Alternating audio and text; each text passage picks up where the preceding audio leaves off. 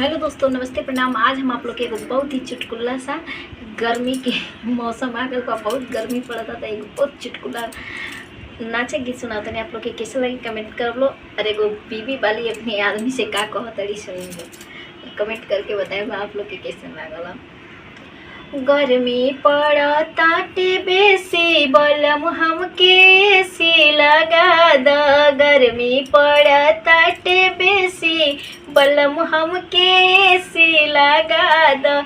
AC लगा द हो AC लगा द। गर्मी पड़त बाटे बेसी बलम हमके एसी लगा द।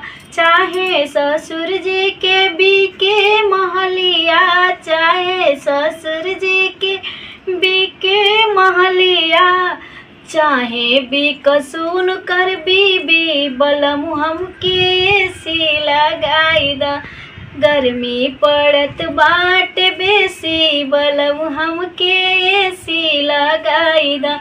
चाहे भसुर जी के छूटे नौकरिया, चाहे भसुर जी के छूटे नौकरिया, चाहे छूट सुन कर बीबी बलम हमके एसी लगाई द।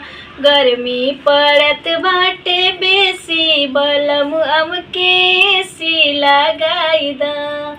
बाय।